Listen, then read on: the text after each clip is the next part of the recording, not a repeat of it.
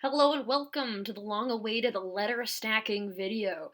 So this is the trickiest part of the script, and things will get pretty nuts here. This is kind of assuming you have a basic understanding of how this works and things and stuff. But I'm still gonna start from the beginning with attaching vowels. So if you have a word like B, which I'm gonna do here real quick.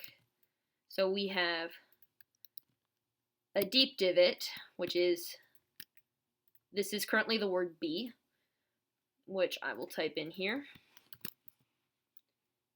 B, because this is an attached vowel. Why is it all one? What the heck? Because I did a thing, I don't know. Anyway, well, this is the word B.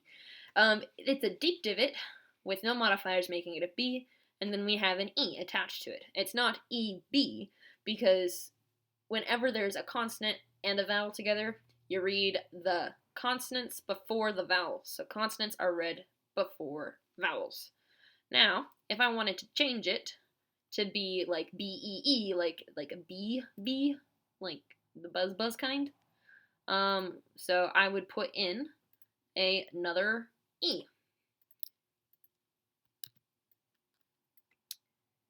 So I guess I should note, we have talked about attaching vowels. Vowels that get attached are always read after the consonant, except if there's a slash through it, which we'll get to later. But yes, so typical reading order is consonant and then vowel. So here we have a B, E, E. This is the same letter twice because it's the same thickness. If these were different thicknesses, then they could be different letters. B, E, E. Lovely. Is there a word that has... Oh, I am here with a friend because I'm going to be doing some word puzzles. Anything with these letters that has an E and an I or an E and a U. H, E, I. Hail? H-A-I-L. Hail. Okay, we're going to do an A. So if you have different letters that are in the same position, you change the order of them by making one thin and one thick. Actually, we'll start with a more typical example. We'll do it like, we're going to change our word. We're not using this stem anymore. We are going to be using a different stem. We're going to do like keep. Okay, this is going to be the word keep. So we have our K. No, but then we don't have the, where's the, two letters next to clock. CL. C. L. I should have had my words planned out. I kind of planned on having my words planned out. CL. And then we're going to have an O. O. And then here's going to be the CK. So currently this is JJ because we have not added any of our modifiers, but this is going to be a C and an L, and those two are going to be different letters, and because they're going to be different letters, they have to be different line thicknesses. So one is going to be a thinner line, and one is going to be a thicker line. So now we have the chance to write C-L-O-C-K. And this could be done as a KK or a CK. I'm going to start it as just a KKK, so it's going to be a K-L-O-K-K done in the kind of classic sort of style. So here we have this, and then we're going to do that, and add our modifiers. So these are all dot letters. So we have our thin line, which is going to be our first letter, and that needs to be a 2-dot K, because K has 2 dots. So we have 2 dots on the thin one, and then our L is going to be our thicker one, and that means it's going to have 3 dots. And then we have another double K, so KK. So we have a K. Oh, I stole my L. L dot. L needs another dot. Bam. So K, L, O comes after them because the vowels are after the consonant, and then a double K. So that would be 2 different letters stacked. And if we wanted to do it as a CK, let me make this one thicker.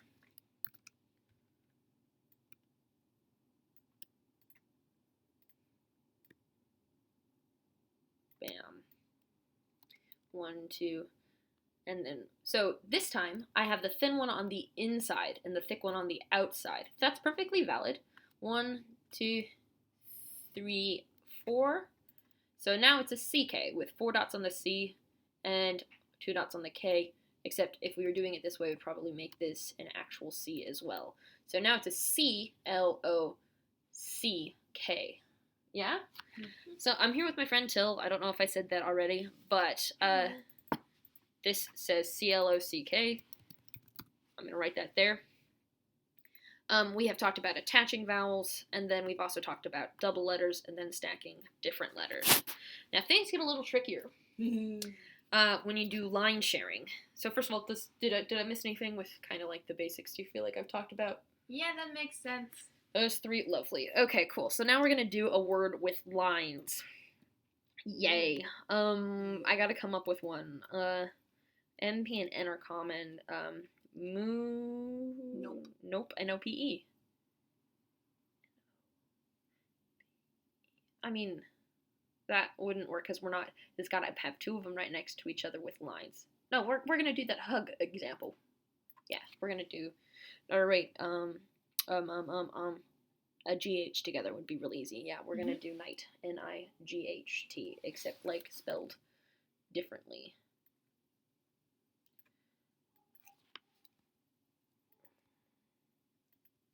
Okay, so let me get rid of all this junk. Bam. Okay, so we're going to have an N, and then we're going to stack the I with it. Then we're going to have a G and an H together. So this is going to be the G, and this is going to be the H. Except one needs to be thin and one needs to be thick. I'm going to make the inner one thinner because that's actually easier to do in this program. I'm using Inkscape, by the way, right now. So N-I-G-H, and then we're going to have a T here, like that. So now we need to add our modifiers.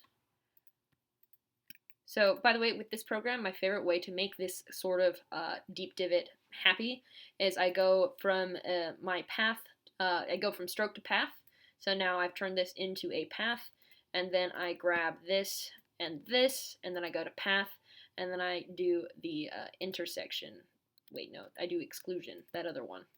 The one I did last time when attempting to record this. Path. Wait, I can't click for crap. Path. Exclusion. Why isn't it working? Oh, it's because I don't have it filled? Nope. I don't know why it's grumpy. It's grumpy. It's very grumpy.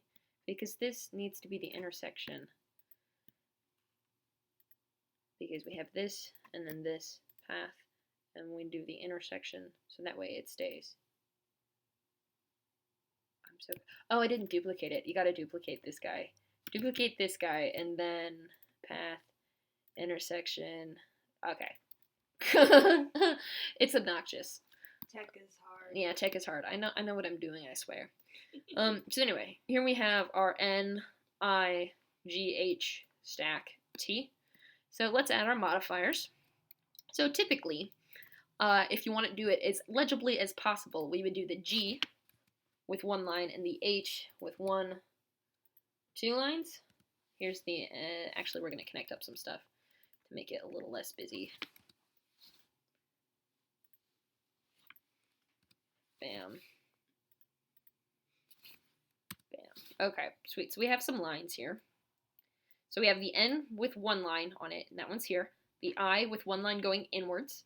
We have the G, the thin one, with 1 line. The H, the thick one, with 2 lines, and then the T. So that would be night. Lovely. And if we wanted to have things even less busy, we could do something like this and put this little line right here. Because now, oh wait, now it's an H and a G. We need to do this one and have it go through. Bam. Okay, there we go. No. This is it. This is it. This is how it'd be, because G and then H. Yes. Okay, cool. So here we still have night, even though it looks like I completely got rid of a line, because I connected this line from the G to the H. So we have a G and an H. Now, if you're doing this with stacked letters that are J stems, things start to look a little bit like numbers. So do be careful with that. And that's also why I do numbers often with something interfering with the letter, because if we were to duplicate this to be something else, this is not going to say an actual word, but we're going to do some stuff with it anyway. We're going to have that be thicker, and then we're going to have this be thicker, just stylistically. So things are starting to look numbery in this. Eh.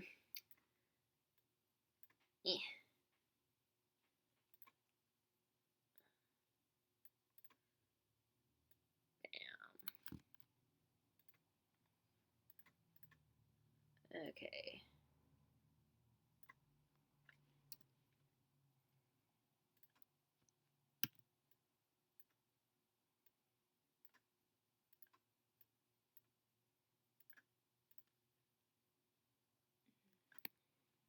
So currently, I have a thing that looks an incredible amount like the number 21. In fact, this is a perfectly valid way of writing 21, except for the fact we have two thick lines. This cannot be a number, so this is not a number. That is your clue that this is not a number. In fact, it is the letters, this whole word together. We have our thin line with one line on it, so that would be an N. And then we have this one, which is a P because it's got two lines on it, 1, 2 lines, and then we have an I, line going inwards. So that's what this says.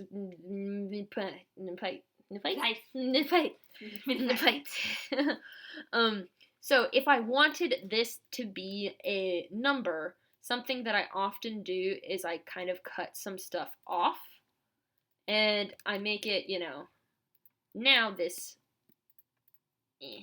soon this will be the number. Now it's a 21. Do you see that difference? Mm-hmm. This is the number 21, whereas before it was in the pipe. Right. Well, technically this is 21 GHT. So we're gonna write that there. So yes, be aware of numbers. So this is 21 git. 21 git. And that's what I like to do, a little tiny chunk missing on our numbers, because then this cannot be anything other than a number, whereas you can have things that look like numbers that aren't. Mm-hmm. Okay, neat. So I have talked about sharing lines between things, and that you can do it and they do count. So let's move on to superstacks. So superstacks are when you have both stacked consonants with vowels. And superstacks can get really, really nuts, and that's where lots of the confusion starts to happen. So I bet some of the more advanced scribes have kind of stuck with me throughout this until here. Here's where things start to get weird. Start to get weird. I'm saying that like they haven't been weird yet. So we're gonna do a word here. I'm not gonna worry about them actually spelling words. I'll just have what they say up here. So we're going to do duplicate, duplicate, duplicate, duplicate. We're just going to stick with actually 3 letters and a vowel included. And we're going to make them deep divots.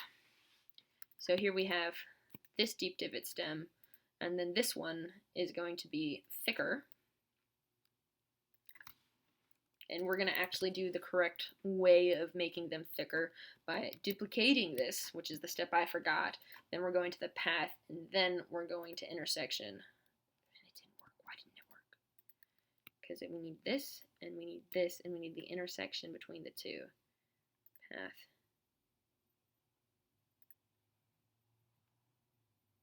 I don't know what's happening. Yeah, Inkscape. This is a hard trick to do in Inkscape. I'm just going to do it this way. Bam. Okay, cool, good enough. And then you can like clean up the edges. This is not an Inkscape tutorial. Anyway, so currently we have room for 2 different consonants and then a vowel. And right now, let's put some dots by them because I have a dot here ready. Bam. Cool. So currently this has 3 dots, but it starts with the B. So this word is currently B, E, well, B, D, E, because we have a B, then a D, and then the vowel is last. Huzzah. Mm-hmm. So this is currently the super stack of B, D, and E, and this is a fairly simple super stack. People have been doing this kind of a thing where you have the 2 different consonants and the vowel afterwards, but let's say I want to make this into an actual word, like bed. You put a slash through a vowel. So I'm actually going to kind of put my star next to super stacks, because super stacks are pretty much what I call at least 3 different letters put on top of each other. That's starting to get more than a single stack. Anyway, so that would be a B, E, D. Oh, I forgot to do so with a double letter, you don't need to double up the amount of modifiers on it. We're going to add more stuff to this.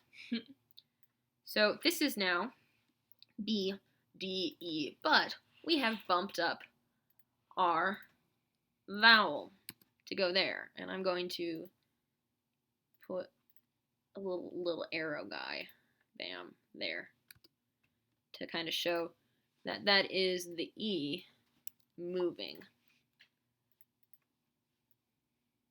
Bam. Can you see that? Yeah, no, that looks good. So now this is bed. And I'm going to have the actual translation at the bottom. Bed.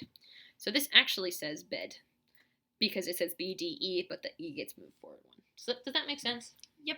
Okay, cool. Sweet. I'm going to change it. We're going to grab this guy and these dots and move them up. And we're going to duplicate this, and we're going to expand this, and then we're going to actually make this 1. Actually, we're going to make it the same thickness.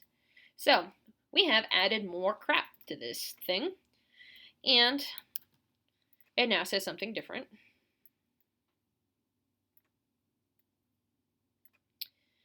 So, these 2 are the same thickness, so it's the same letter twice. So if we start reading it, we start with the B, then we have a double D. So this is B, D, D, E, but the E is still only jumped forward 1 place. So that's what it says. Yeah. So B, D, D with the E gets scooched forward, still just 1 place. Oh boy, something happened. We're gonna not do that anymore. What did I click? Oh boy. Control Z? No, it's a view thing. Okay, there we go. I don't know, but that's how you do a thing. Okay. So, this currently says B, D, E, D. Now, if I change this to be a different thickness, to match the thickness, oops. You keep ones that are the same thickness together as common practice, like, anyway, so now this says B, B, D, E, because I made it a double B, because those are the same thickness now. Yeah? We understand? Yeah. Cool.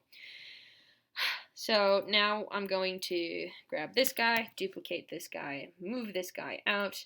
Now this gets another jump. So instead of 1 jump, we have 2 jumps. So now this is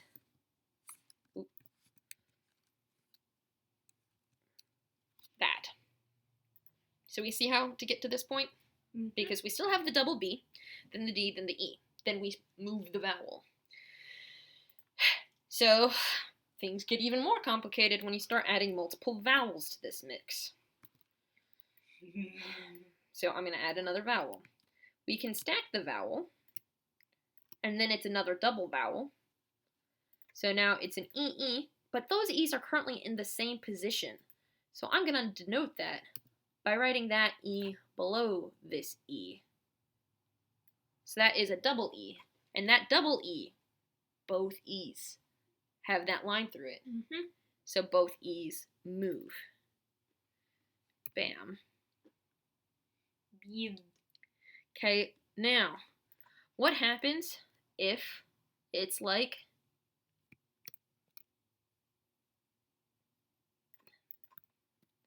if you're doing something like this? Bam. Bam.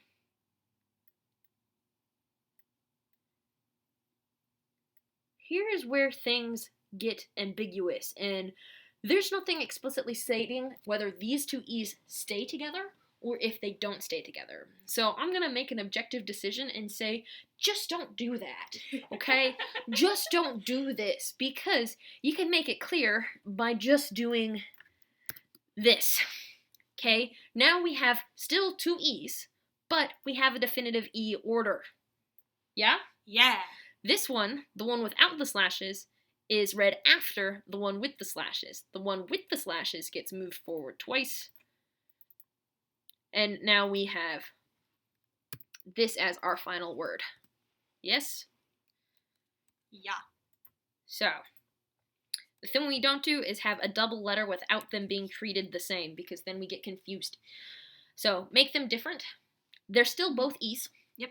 Because they don't have any lines or anything from them. If we did want to make them no longer the same letter, bam, bam, we could do this, which this line does connect up to my B's. So this is now G, G, D, E, I. So we see how we got to this point. We have the double G, because they're the same thickness, they're the same letter. We have the D, 3 dots, making it a D. Then we have our vowel stack, an E, and an I after the E, because of the line thicknesses. So we have gotten our lovely order, as determined by line thickness. Mm-hmm. Yep. And then we start moving things. So this one E gets 2 slashes, so it moves forward 1, 2. So here we have our final word of G, E, D,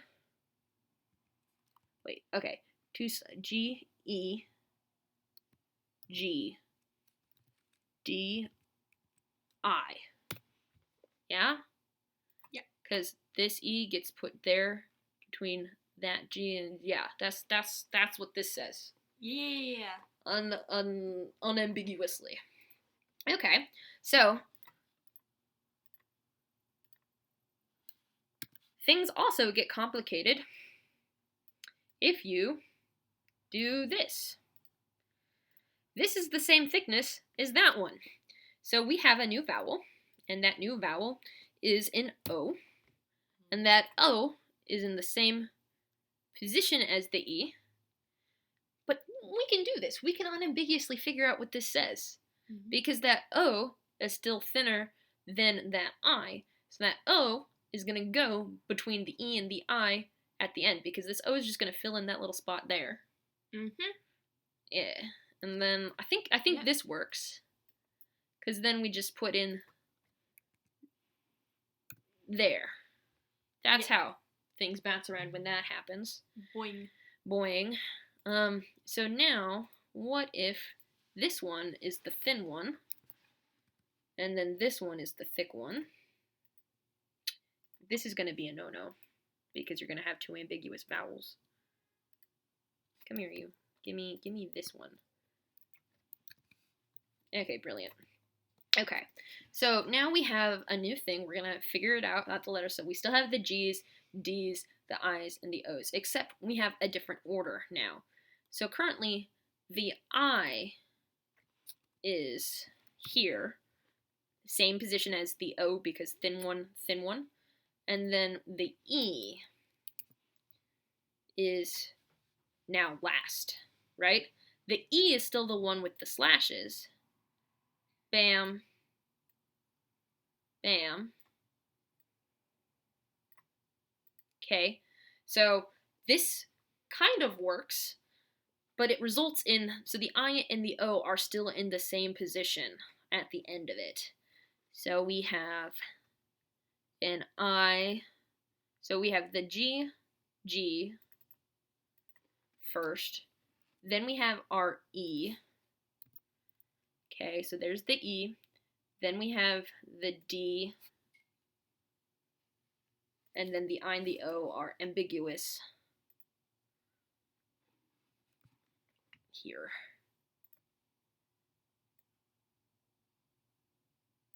Yes, okay.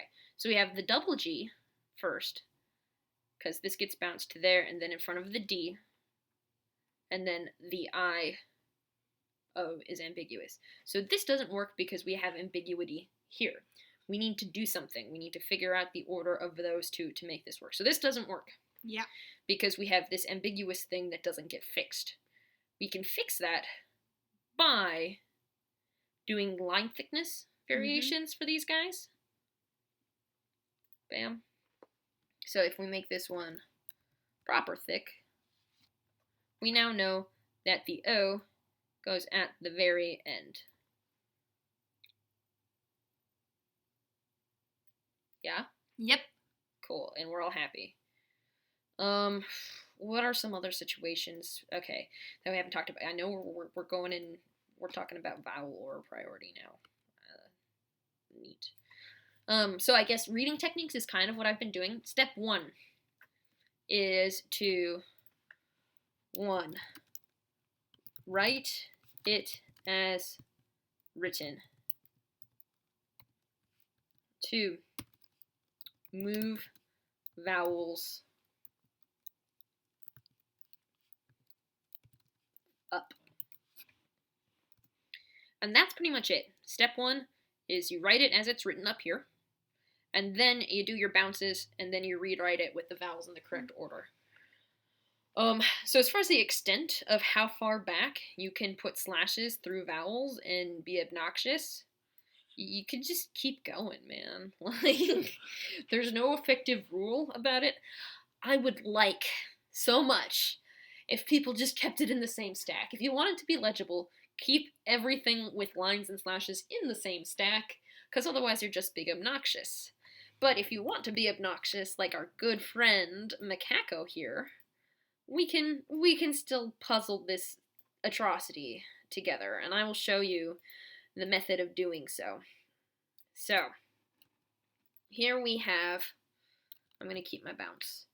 Here we have this horrendous crime against nerd society, and we are going to puzzle it together. Okay, so this is also a fun thing to try to figure out what the word circle is, but the word circle is this here, because it's the only thing that makes something that looks like a word circle. These lines all kind of break in ways that are not typical of word circles. So we have the word circle, the word circle, the word circle, and then that's 3 words. So we have 3 words. Probably, because there's a space here. So it's not actually three words, it's actually 4 words, by the way. So let's start at the bottom of our first word and figuring out what this is. So we have the thin one. The thin one is 2 dots on a circle inside the word circle. So that makes it a K. I'm not going to point at the guide. I'm just going to trust you have your own guide out in front of you or something like that. Okay, so then we have our next consonant, which is this thick line. This thick line is a circle inside the word circle, 2 lines, making it a P. Lovely. And then we have a vowel, and that vowel is an E. And that vowel has 1 bump. Bam. Okay, because it's got 1 line through it. Now we have this thing. This thing is a space. Bam. So there's a space between like 2 words, or just an open gap there. So that's a blank space. And then we have another vowel. And this vowel is another E. But that E has 3 bumps. So I'm going to go ahead and put those 3 bumps in there. Come on, give me my bumps. Give me this. So. Oh, is that Jack? That is. No, it's not. Hello? I'm recording a video. Oh, my bad. Okay. So that's where things get. We're gonna. The roommates are fun. Okay.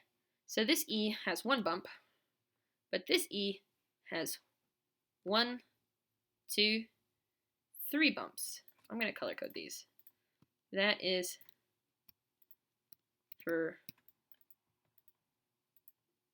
E. We're going to make this E. Yay for this not being a pencil. So I mean, there's some benefits and some not benefits. Okay, there. Beautiful.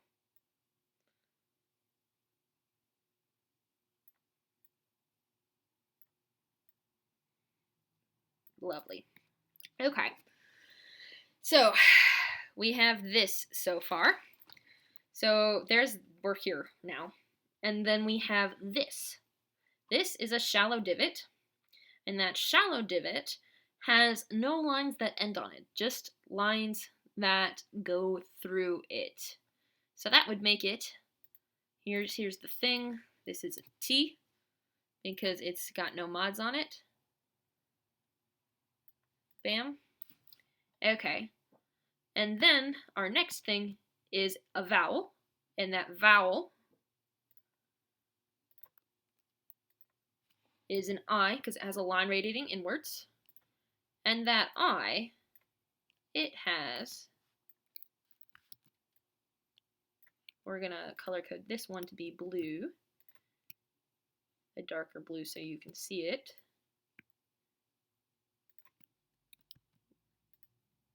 Come here, Ian. Do the thing. There we go. Bam. So like that. That's that I. Okay, and that's it for that word circle. Okay, we're gonna keep on keeping on. We'll do all of the step 2 at the end once we've done the step 1. Okay, so here's our next word circle. We have 1, 2, 3 lines attached to this shallow divot. So that makes it an S. And then we continue around here. So this stack, our thin one here, has that thin line. So there's 1. Then a second one, and then a third one. So that would be 3 lines. So 3 lines, circle inside the word is an M. And then we have this medium one, which has these 2 thick lines, 1, 2, and everything else passes through it. So that'd be a P. There. And then we have this extra thick one with 1, 2, 3 dots, making it an L. And then we have this vowel, this atrocity of a vowel, which is an I, and it has 1, 2, 3 bumps. So let's go ahead and color code this I to be green, and we're grabbing our bumps. Duplicate, move this guy, it's green, and we need 1, 2, 3 bumps. And then we go to our next word circle. Okay? Yay. So we have another space. I'm just going to mark the spaces because spaces can be determined either by, a gap between a word or a space thing.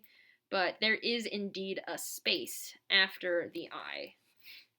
So we're gonna put our little spaces here because spaces count as a character, which will become relevant in a second.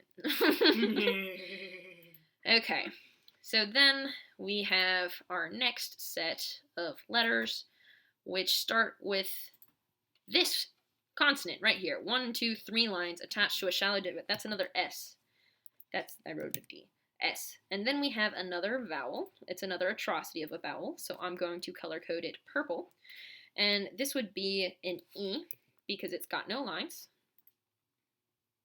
Come on, do an E. E. And then make the E purple, please. Please? Yay. Okay. And now we're going to look at its bumps. How many bumps do we have?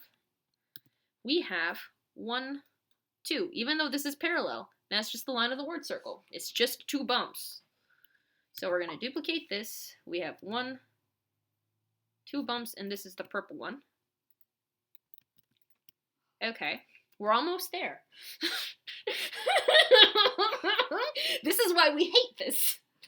If you can't see my face right now, but it's a face of absolute disgust. Okay. So let's grab more letters. So we have done this one and then this one. We're on this one. This is a T. Then we have this circle inside the word circle, and there are 1, 2 lines. The lines are just, a clusterfuck. So there's 2 lines there. Oh, wait, we don't need to make this purple anymore. We're done with the purple. So T. And then we have, so this is the T. Here's the P. Come on, give me text tool. P. And then we have 2 vowels. A U and an I, yeah. Yep. I'm gonna grab all of these and move them slightly. We don't need this. We just need space at this point. Yeah. Okay. So we have a U and an I, and they are on top of each other. They are ambiguous. They are the same line thickness. So here's the U. Wow. Here's the U, and here's the I. And I'm going to color code them. We'll have this one be here, and then this one can be, a light green. Okay.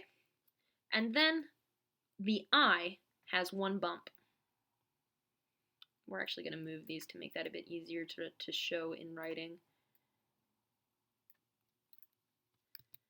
Duplicate 1 bump, and that is the red one. Okay, no, that's the U. Shoot, I'm dumb. I can't even. Because the U has the line passing through it. The I does not. Because this is the U, and it gets the bump.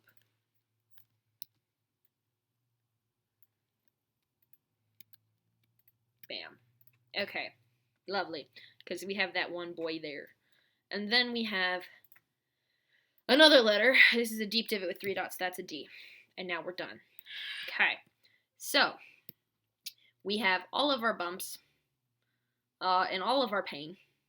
And this is how it ends. So we have the K. That's an E. A K first. Now we have 2 E's in the same position. So we have an E there as well as our E, our red E. But they're the same letter, so that's just a double E. Okay? And then we continue on with this. So that's the P. We've already used this vowel, so we're good. Now we have a space.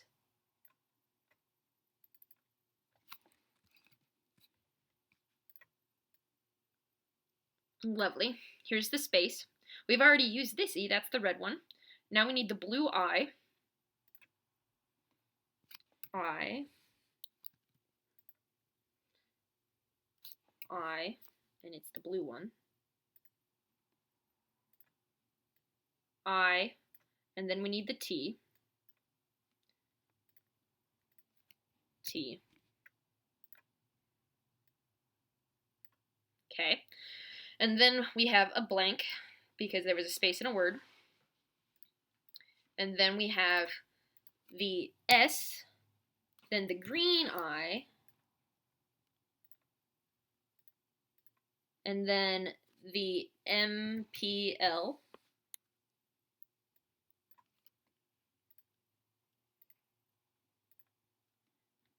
and then we have the purple E before the space.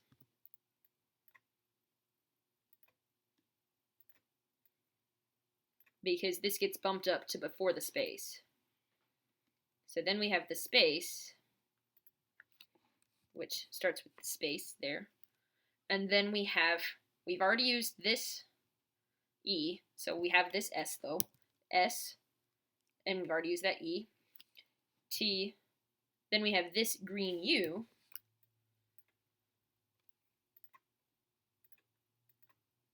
Then we have a P. Then we have the I that was here. I, that red I. And then, last but not least, D. So it completely and unambiguously works. Keep it simple, stupid. So that is how it be. So that's how you read this. You start it up. So something we don't know. Okay, so I would want to treat this as one bump for a space. So if, let's say, there was another vowel here, like if this were a thing, it would be done like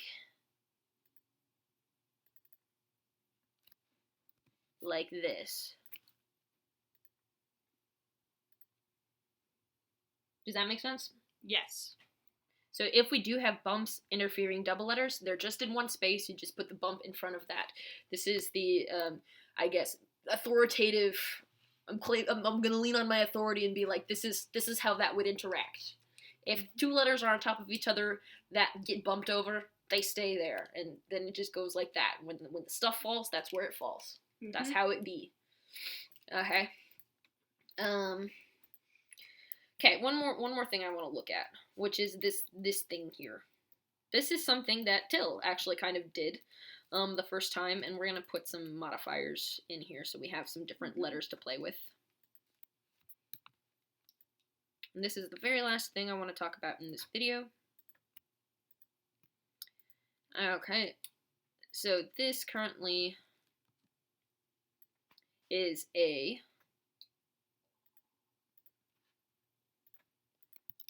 D, and then a B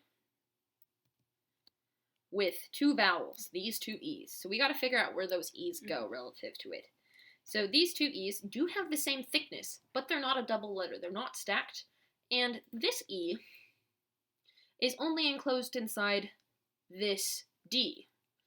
So I would intuitively want to put it after this D, but before this B. Like that. And then, of course, that last E at the end. This is not written in the guide, because here's where the ambiguity could fall.